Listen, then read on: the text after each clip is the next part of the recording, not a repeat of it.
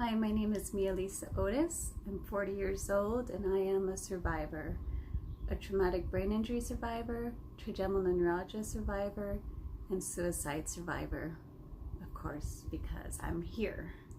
So I guess I'm a thriver. So for the traumatic brain injury, 2 years ago on January 5th, 2017, I had a bad fall because the stool I was on had broke. So I hit my shoulder and I hit my hand because the box I was carrying was really heavy. Then my foot went up in the air and I ultimately landed on my head, the back of my head. So the first 4 months I had to stay with my dad because I wasn't able to do a whole lot by myself or for myself. I'd forget things. I'd be making a smoothie because I'm hungry, and then maybe an hour later my dad's like, hey, are you hungry or are you trying to do something this morning? I'm like, I am hungry. So I thought he was gonna get me food. He's like, oh, come here. I thought he had some food for me, so I go in the kitchen and berries were out that were melting. Some things were in the blender, some things were not, and I just did not know what I did. It's like a ghost was there. I was like, who did that? That's weird. I had to learn how to read again. I had to learn how to crawl again. So it's pretty tough in the beginning, just relearning or learning how to cope with everything.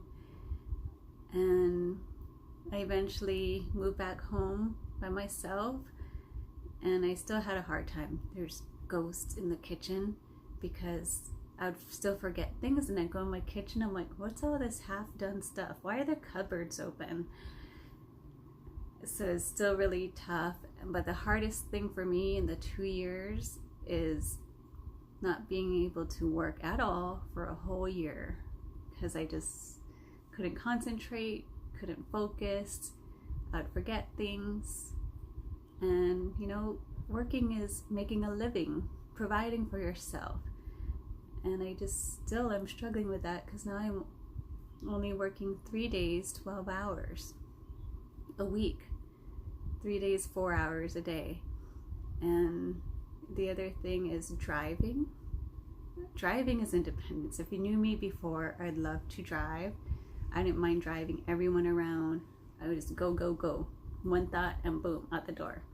The lady I lived with was like, wow, you're home a lot now, which is weird because I couldn't be home for an hour before I had to leave and go somewhere just to do something, get outside, enjoy nature.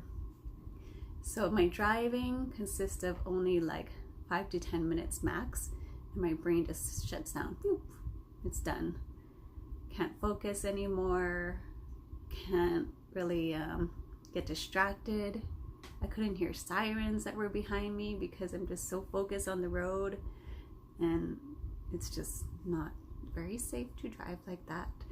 So I do it with safety, and I still drive just a few streets now, but it's just a really lack of independence and freedom, and it's what drives me.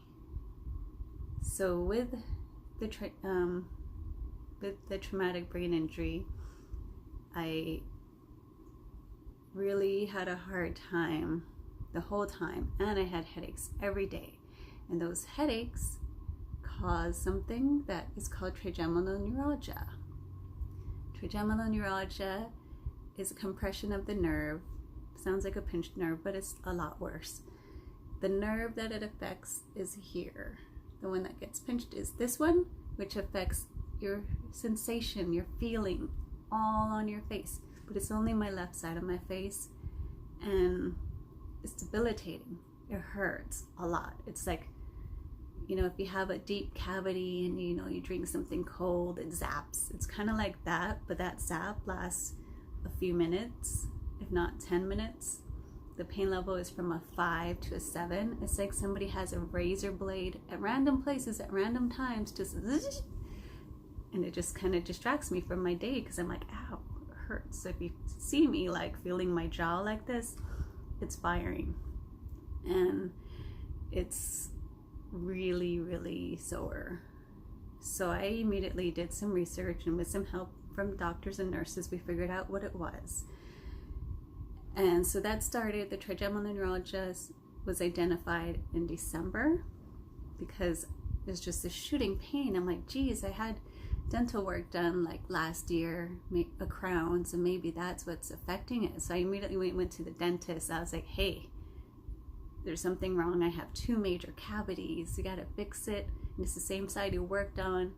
And they took x-rays and they looked, they're like, no, it's fine. You have to go see another doctor, your neurologist or something. So my other doctor did confirm that it's trigeminal neuralgia. And I was put on painkillers. I'm still on anti-seizure pills. But I didn't want to be on painkillers because the more research I did, the more I realized it can be fixed, almost fixed. There's procedures like injecting saline. They can put in a balloon to decompress the nerve. But the surgery that I want is incision behind the ear that's about the size of a centipede. And what they do is they drill a hole the size of a quarter or a nickel, and they put Teflon in to like decompress the nerve. Just boop. And then there's, it's 80-90% chance that it's gonna feel better. So I wanted that. So that was December, beginning of December. This is end of April.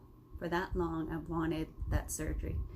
I wanted something, anything. I'm open to other options, but I was like, I want this gone. It's one thing I can fix. The traumatic brain injury, concentration and memory, not so fixable. It's a very slow process. So I wanted an MRI for 4 months, and it's just workers' comp, so it just takes a long time, which is understandable, but I just had to fight for it. Call the doctors every other day. Did it get approved? What's the status? Which doctor's hands is it now? And it got approved, and it got kicked back because they wanted a deeper test because it's brain injury and trigeminal neuralgia. So finally, yesterday I got the call that on Monday I'm going to get my MRI. However, I have to wait longer to get the results. But I do plan on seeing a neurosurgeon.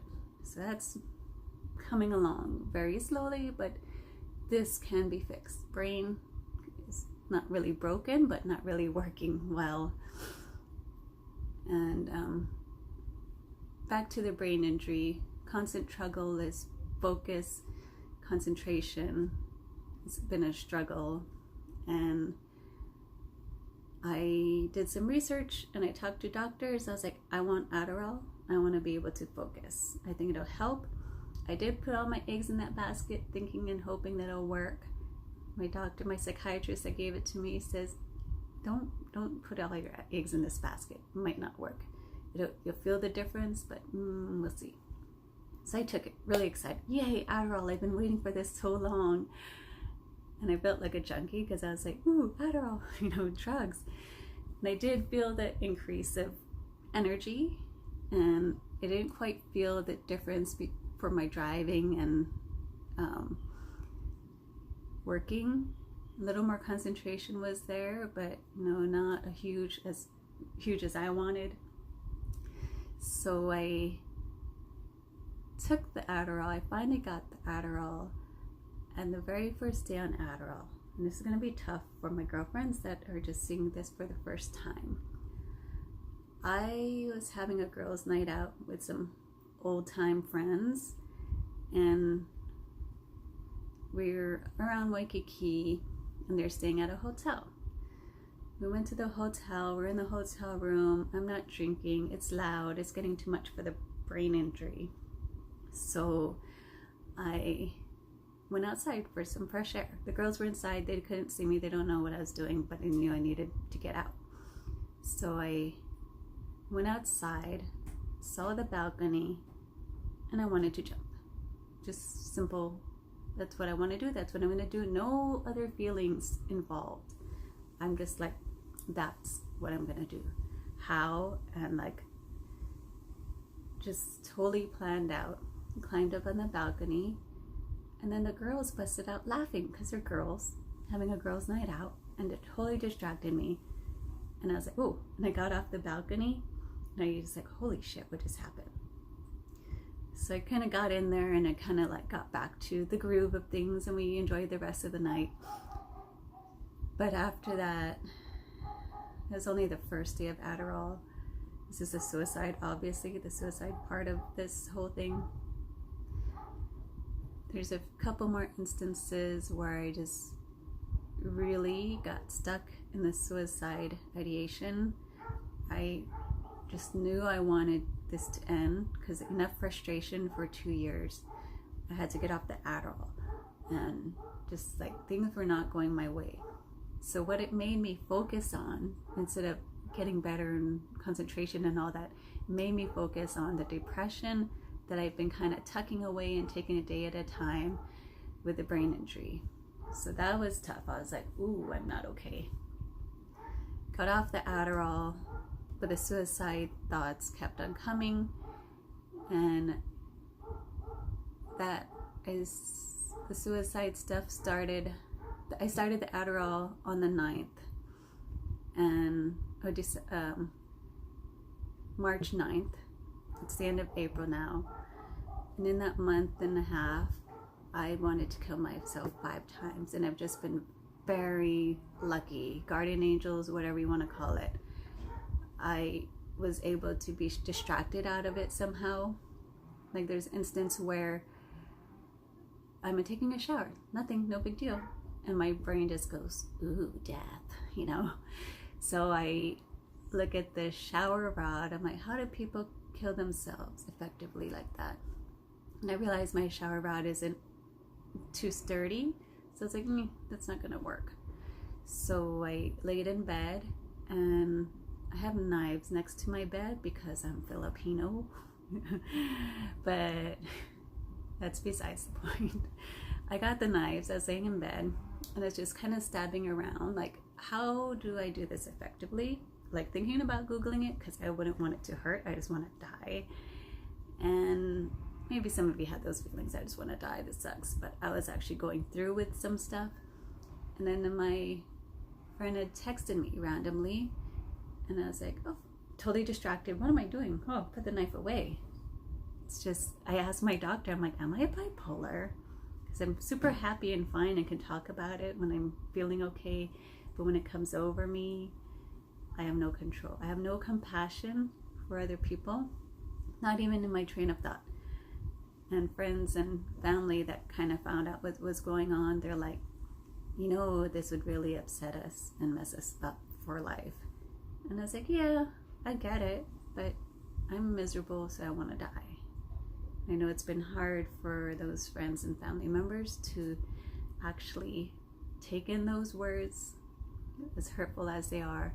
And the only thing that, you know, after like in a month and a half, I wanted to kill myself 5 times, and I almost did and got lucky. So no compassion whatsoever. And the doctor's like, you're running out of options. So by the way, 3 out of my 4 doctors recommend the hospital. I'm like, no more medicine. I think it's gonna mess me up. I understand that it's helpful, but I really don't want to go that route. I think being in that environment will mess with my brain, you know, that overstimulation and concentration, all that. It's just gonna, I don't want that. So I've been avoiding it like the plague. I'm just like, Every time I go doctor, like, it's time. I'm like, nope. You know, I kind of find something else to get me through, a little crutch here and there. So I've been on suicide watch since March 14th. This is April 25th. It's a long time to be on suicide watch. Suicide watch is you're with someone 24/7. So the urge of killing myself is still there, but I wouldn't do it in front of someone because it would be messy, whatever, traumatic. That's the only compassion I have. But actually,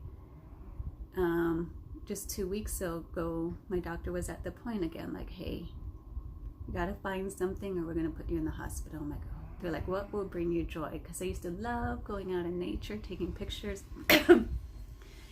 but I lost that. And they're like, what would bring you joy? I'm like, my sister, Kaimana. She's like, okay, can she come? Can you get her here? Will she be able to leave work? I'm like, really? I don't know. It's okay. She's like, no, I want you to do this. It's time. this is important. Like, she kind of knew what was going on. So my sister called me and she's like, of course I'll come. Emotionally, we both were emotional. I'm like, I'm sorry. And she's like, no, I'll definitely come. But I want to know what happens when I leave. And I was like, I don't know. I really don't know. Because those thoughts are still there. I don't know. I can't promise you anything, but I will be happy to see you. I'm hoping it will spark joy. And she's like, well, I'm not coming until I get to talk to your psychologist. I'm like, how? Like, conference call. I'm like, okay. So I get my psychologist on the phone and she discusses with her, like, so yes, I'll come, but what's going to happen to me after? And that right there was the pivotal turn. Is just like, ooh, I have emotions. Like, it really hit me all of a sudden. Like, this is intense. This is heavy. And I finally feel for other people after like a month and a half. So it really hit me. My sister was able to come. I'm so happy. I'm so grateful for her work for letting her go. I'm grateful for friends and family rallying around that idea, seeing that how close we are, and they know how much joy she brings to my life. And she did come. She was here for a week. It's pretty intense because we had to go to meetings, with doctors, just discussing everything. And this is intense for me. And it was just really like, I'm super happy that she's here and we're gonna have fun. We had all these plans, but then I'm still fighting the suicide. So I'm like, it's harder. Like, at that point, the suicide feelings, the suicide ideation lessened, but the depression was so intense. That's the hardest thing to deal with, like the deep depression. Like, what goes through my head is like, I get into that phase of like depression, I guess you can say, and I, instead of being impulsive and wanting to kill myself, is more facing it, which was really scary because I had to fight the ideas. I'm like, oh, now I can go into traffic. I can change my Uber ride halfway so I can jump off the freeway. Then my whole obsession was getting hit by a car while my sister's here. And I was like, this is not good. I have to be around for her. And so I definitely did pull through that. It is still a struggle, but she definitely did spark joy. We did try to do things that we usually do and we usually have fun. We were supposed to go to the beach one day, and I was like, yeah, I was really trying to shake it off because I just worked 4 hours and I'm exhausted. The depression's just coming in and out like 4 times a day, wanting to kill myself or having those ideas. And also the trigeminal neuralgia would be firing like 3 or 4 times a day, and it's a pain level 5. Sometimes it gets up to a 7, but it's not fun. So that adds to the suicide ideas. And so we had planned to go to the beach, and I was like, ugh, I told him, like, I don't feel good. And what I mean by that, it's like a chemical imbalance. I feel it. Like, I don't like the feeling of being in my own body, and that's why I want to escape. It's biochemical, whatever you want to call it. That, on that side, I do want to go to the hospital because I think I need help. But I'm like, I can get through this. If I can get through this, life's gonna be easy. Well, not easy, but whew, I can get through anything with those 3 things going on right now. So anyways, we went to the beach. We were almost about to park, and I was like, hey, let's go stop somewhere else first. I'm really not feeling good. Can you drop me off at our brother's house, which is 5 minutes away? She's like, I guess so. So we're kind of both bummed that is really happening, just like that drape coming over again. And I was with my brother. I took like a 10-20 minute nap, and he already told me he's just trying to get me out. He's like, hey, you have to come with me to get your nephew from school. I'm like, okay, I will. And I had to like peel myself out, get in his car, and I was just like wondering to myself, like, can I just die right now? like, is that possible? So I told my brother, I'm really not feeling good. I don't know what this is. It's not like a drunk, woozy feeling. It's not a flu feeling. It's not like a headache, nausea. It's something else. It's deeper and more intense. And I ended up throwing up a lot. Not just like I had my pateo and bleh, but it was like bleh. So it went all over the floor of his car, went over my dress. We had to pick up my nephew. So it made me feel a little better. But when I saw my psychologist next time, I'm like, can I die from depression? He's like, your body's starting to shut down. So that makes me a little stronger, because I'm like, oh, well, now that I have a better hold on not wanting to die, this is harder to deal with if my body's going to shut down on me. So that's been my struggle. And currently I'm just looking forward to the MRI and getting this pain in the butt out. And I know this is intense and I say it very matter of fact, but I just want you guys to be aware, or if you're going through these feelings, you believe in yourself, you can get through it. Seek the doctors. I see my psychologist once a week. I see my psychiatrist every other week. I'm seeing my neurologist once a month and my regular doctor once a month. So that's my life. That's work for me, besides working 3 days, 4 hours a day. It's frustrating, but I am dead tired after work. I want to drive. I want to be back to normal. I want to be able to go where I want, when I want, by myself. Driving me freaking nuts being around people. But regardless of what happens, just know the struggle and know that I love you.